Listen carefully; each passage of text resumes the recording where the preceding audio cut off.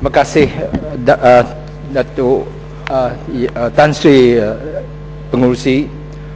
Demi untuk potongan RM10 saya agak spesifik. Terdapat dua kontroversi bertaraf skandal yang telah dikaitkan dengan Kementerian Penerangan, Komunikasi dan Kebudayaan KPKK serta satu agensi regulatori di bawah kawasaliaan kementerian tersebut, yakni Suruhanjaya Komunikasi dan Multimedia Malaysia SKMM. Kontroversi pertama, ia berkaitan dengan skandal RM1 bilion yang dikaitkan dengan penggunaan tabung USB dengan izin Universal Service Provision kelolaan SKMM dalam pembelian netbook Satu Malaysia. Intisarinya telah dilaporkan di New Straits Times 22 hari bulan November dan Utusan Malaysia 25 hari bulan November, dan kedua-duanya adalah akhbar milik Kan UMNO. Malah di dalam blog kelolaan blogger pro UMNO juga menyebut tentang penglibatan syarikat-syarikat seperti Magic Telecom Sendirian Berhad, Numix Engineering Sendirian Berhad, serta personaliti-personaliti seperti Abdul Razak Muhammad Nur, Aisyah Harun, Desmond Loh dan Dino bin Rais. Kes ini sedang disiasat oleh SPRM dan menurut Utusan Malaysia, KSU KPPK Datuk Seri Kamaruddin Syaraf telah dipanggil untuk membantu dalam siasatan. Saya juga diberitahu beberapa pegawai kanan SKMM juga telah disoal jawab bersabit kes netbook Satu Malaysia bernilai RM1 bilion tersebut.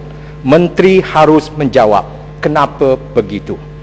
Kontroversi kedua, betulkah satu blok spektrum microwave sebanyak 80 MHz iaitu salah sebahagian spektrum 700 MHz untuk memuatkan siaran televisyen digital telah diberi secara senyap-senyap kepada kumpulan YTL di bawah pimpinan jutawan Francis Yeo untuk diguna pakai dalam perkhidmatan televisyen hybrid yang dijangka akan bermula pada penghujung 2011. Ini telah disebut dalam The Edge 2 minggu yang lepas. Kata-kata dasar dalam kontroversi ini ialah YTL telah diberikan spektrum 700 MHz secara senyap-senyap. Erti kata secara tidak telus, erti kata secara tidak transparan. Ini juga berarti jika YTL diberikan spektrum tersebut tanpa layanan setimpal diberikan kepada semua pelesen SKMM dalam industri yang sama, termasuk Telekom Malaysia, Axiata, Maxis, DG, Packet One dan sebagainya, ini mirip dengan satu keadaan monopoli dan ia boleh diibaratkan sebagai satu larian. Dalam satu larian 100 meter, YTL dibenarkan berlepas daripada garis permulaan secara istimewa dan pelari-pelari yang lain hanya dapat bertolak apabila YTL sudah menjangkau lebih 50 meter. Kenapa YTL harus diberi layanan lebih istimewa daripada yang lain? Pada 26 hari bulan November, The Malaysian Insider memetik laporan dalam The Straits Times Singapura sebagai berkata bahawa Perdana Menteri Datuk Seri Najib Abdul Razak dijadual untuk menemukan semua pesaing dalam industri tersebut untuk meredakan kontroversi tersebut. The Straits Times Singapura telah menggunakan perkataan scandalous untuk mensifatkan kontroversi tersebut. Soalannya kepada Perdana Menteri, kenapa Perdana Menteri harus dijemput untuk melibatkan diri dalam satu perselisihan antara pemain-pemain industri komunikasi dan multimedia? Sumber saya mengatakan bantahan keras terhadap layanan istimewa yang KPKK dan SKMM berikan kepada YTL itu datangnya daripada Tan Sri Datuk Azman Haji Mokhtar, pengerusi kumpulan Axiata Berhad, dan Datuk Sri Jamaluddin Ibrahim, Presiden dan Ketua Eksekutif Axiata Berhad. Jadi apa pula implikasi pemberian spektrum 700 MHz ini?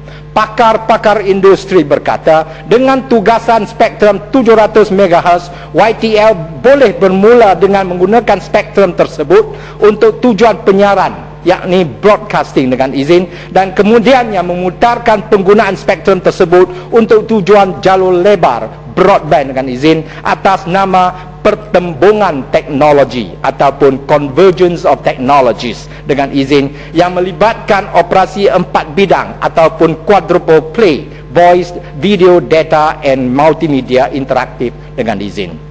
Tanpa apparatus assignment bagi spektrum 700 MHz yang sama, Axiata, Maxis dan Digi tidak akan setanding dalam medan persaingan yang sama. Malah ketiga-tiga gergasi ini dikatakan akan bergulung tikar ataupun terpaksa membeli bandwidth daripada YTL. Harus kita akur di sini bahawa ketiga-tiga gergasi telekomunikasi ini telah berlabur dan menaburkan capex berbilion-bilion ringgit untuk memberikan perkhidmatan kepada lebih 26 juta pengguna yang melanggani perkhidmatan mereka. Sebenarnya band microwave 700 MHz ini masih diguna pakai untuk siaran televisyen terestrial berbentuk analog, dan ia hanya dijangka akan digantikan dengan siaran televisyen digital menjelang 2015. Kita percayai apa yang diberi kepada YTL ialah sisa-sisa band 700 MHz yang tidak terpakai sekarang supaya dapat digunakan untuk siaran TV hybrid yang YTL anjurkan. Kemudian berlangsunglah Alkisah drama minggu ini. Pada 28 hari bulan November, hari Ahad, hari cuti, hari tak bekerja, SKMM mengeluarkan satu kenyataan media dan menafikan bahawa ia tidak pernah memberi tugasan spektrum 700 MHz kepada YTL untuk menjalankan perkhidmatan siaran TV berbayar seperti yang dilaporkan. Walau bagaimanapun, SKMM mengaku bahawa pada 30 hari bulan Ogos ia telah menganugerahkan satu lesen individu di bawah kategori CASP ataupun Content Application Service Provider dengan izin untuk membolehkan YTL memulakan perkhidmatan IPTV ataupun Internet Protocol Television berbayar menerusi rangkaian WiMAX 2.3 GHz selama 5 tahun. Tempoh selama 5 tahun ini aneh dan agak pendek kerana YTL sudah pasti tidak akan mencapai pulangan yang berbaloi dalam masa yang begitu singkat, kecuali ia diberi spektrum 700 MHz yang sah apabila siaran analog ditamatkan pada 2015, iaitu 5 tahun akan datang. Sementara itu, SKMM juga mengatakan bahawa SKMM sedang mempertimbangkan satu cadangan perniagaan ataupun business plan dengan izin daripada YTL untuk memulakan perkhidmatan TV digital berbayar. Sumber saya mengatakan sejurus penafian SKMM tentang pemberian spektrum 700 MHz yang menjadi kontroversi ini, business plan tersebut telah ditolak oleh SKMM. Jadi cerita mana yang layak dipercayai, Tan Sri yang pengerusi? Adakah YTL sebagai satu syarikat blue chips yang tersenarai di Bursa Malaysia, apakah ia telah melanggar syarat-syarat Suruhanjaya Security dengan melepaskan kenyataan awam yang tidak betul? Saya mengutip daripada interview The Malaysian Insider pada 26 hari bulan November, di mana Datuk Yeo Siok Hong, pengarah eksekutif YTL Communications, telah disebut sebagai berkata, spektrum yang SKMM berikan adalah untuk siaran TV digital dan bukannya untuk jalur lebar. Dan saya petik, we are not here to block others from doing business. This spectrum is for broadcasting, for a pay station, pay television service, not a mobile spectrum. And YTL had applied for the 700 MHz spectrum from the MCMC for its pay television service together with US-based Sesame Corporation. We got the spectrum because we want to introduce it quicker than the MCMC plan for full digitalization of the television service by December 2015. But they can always move us from that spectrum later, when there is full digitalization, which will free up 300 MHz between the 400 MHz and 700 MHz spectrum. And the spectrum given to YTL will enable it to offer more channels and compete with Astro, which offers 119 channels including high definition television. Competition should be encouraged and we are bringing an alternative to the market. Dan segalanya dengan izin.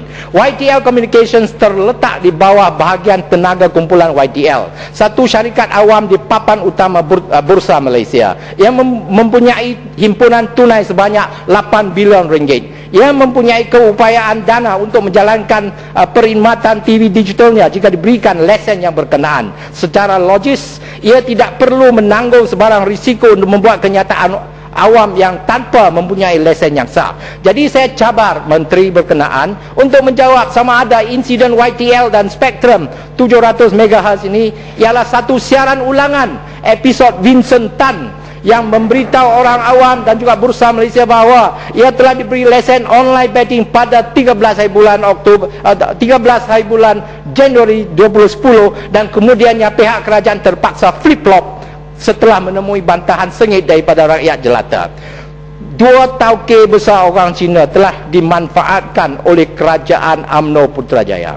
I put it to you, Mr. Minister, dengan izin, bahawa Menteri KPKK amat tahu menahu, your hands are dirty, kerana YTL telah diberi spektrum 700 MHz secara bertulis, tetapi kini Perdana Menteri terpaksa diheret masuk, terpaksa membuat lagi satu flip-flop kerana Axiata dan Ketua Eksekutif Khazanah Malaysia telah membantah. Satu lagi, pada tahun 2002 apabila lesen 3G dikeluarkan, ia dilakukan secara proses lelong auction menerusi beauty contest dengan izin, dan setiap lesen dan spektrum yang diperuntukkan bernilai 50 juta ringgit setiap satu. Kenapa spektrum 700 MHz ini tidak dilelong untuk menjamin nilai khazanah negara terjamin? Adakah kerajaan UMNO di Putrajaya telah menjadi begitu korup dengan proses penganugerahan khazanah negara di bawah KPKK ini tidak telus sama sekali? Dengan itu, Tan Sri Pengerusi, saya menyokong bahawa perbelanjaan diluluskan dengan syarat dikurangkan sebanyak RM10 dari maksud bekalan B47 Kementerian Penerangan, Komunikasi dan Kebudayaan kod 1000 emolument, iaitu dengan memotong gaji Menteri Penerangan, Komunikasi dan Kebudayaan sebanyak RM10.